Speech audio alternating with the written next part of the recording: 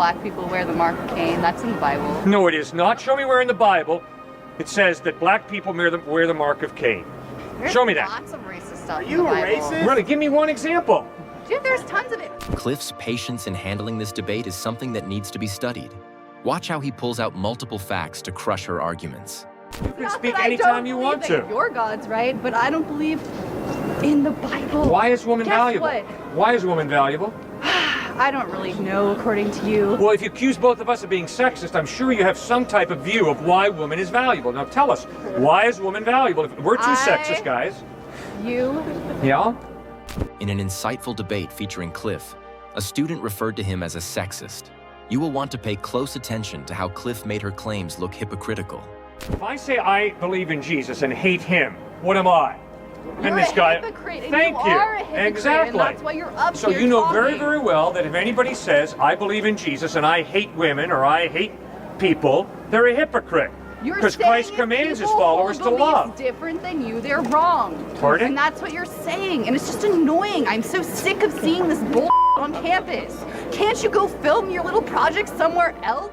Beyond the sexist claims, the student took it a step higher by calling herself God. But Cliffe responded with only one question, and this totally changed the tables on the opposition. I believe that I am God. I am God. I am my own God. What does that mean, you're God? It means that I create my own reality and I manifest what I want to see in this world. Go create your own And reality somewhere else. We're trying to have a discussion. Yeah, I am creating my own reality right here. I'm saying your discussion is stupid and it shouldn't go on. Although the student kept on shouting after asking a question, Cliffe made her to see that God exists. Trust me, you will want to hear this part. I believe in the Buddhist gods and the Hindu gods. Okay. So you believe that every God exists? Yes.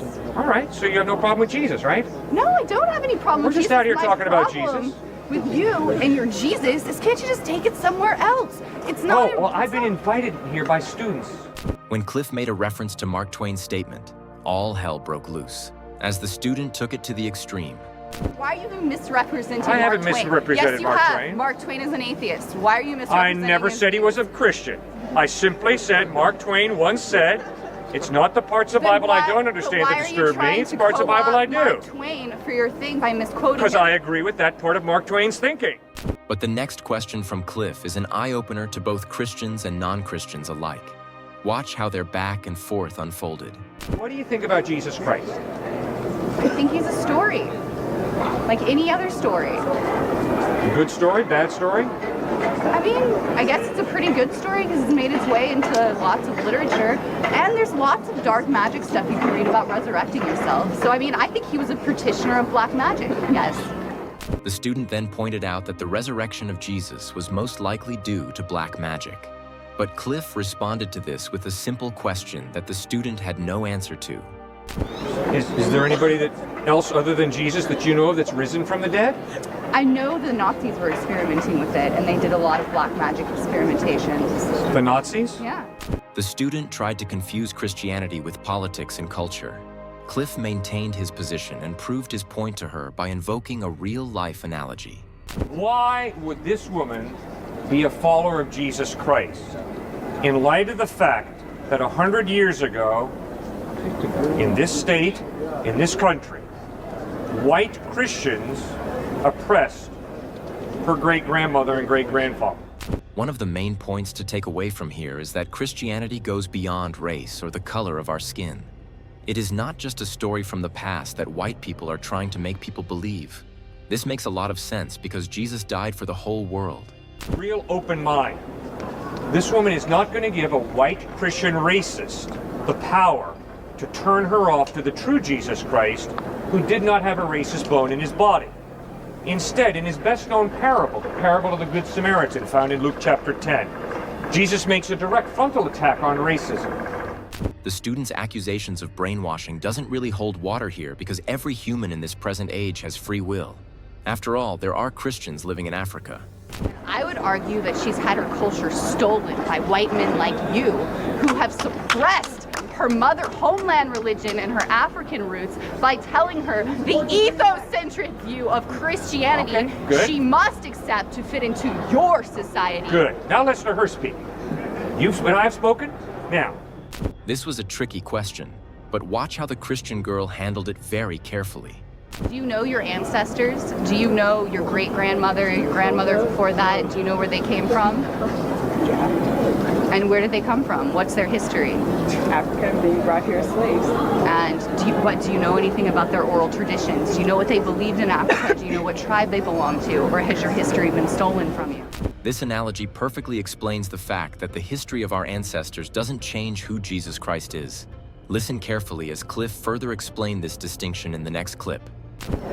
I come from Switzerland. My dad was an immigrant from Switzerland. It doesn't change Jesus Christ.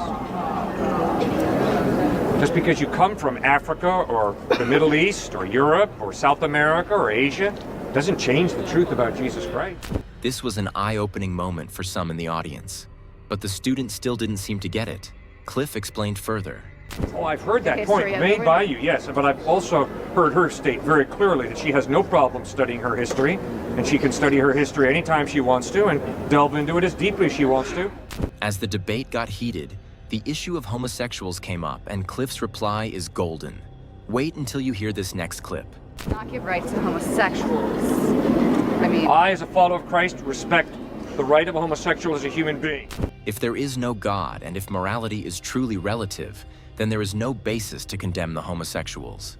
The mere fact that anyone sees it as wrong is because deep down, they acknowledge that there is God. If morality is relative, there's nothing wrong with me having sex with my golden retriever. And I don't care how many reasons you want to give me or you want to give me that it's wrong, that's your subjective opinion. And you better have the intellectual consistency to realize that if there is no God and morality is relative, then if I want to have sex with my golden retriever, for you to tell me that's wrong, bug off, you're an arrogant twit. Cliffe highlighted that sex is a gift from God with a divine purpose. It was quite obvious that the student wasn't too happy to hear this, and this prompted her to ask a follow-up question at the end of this next clip. Now, I'm obviously convinced that sex is not an accident. I'm convinced that sex is a gift from God. And because it's a gift from God, there's a purpose for our sexuality, and that's outlined in Genesis 2:24, where we read, "For this reason a man shall leave his father and mother, be united to his wife, and the two shall become one flesh." Her argument was that there were no strict rules about sex in the Greco-Roman society.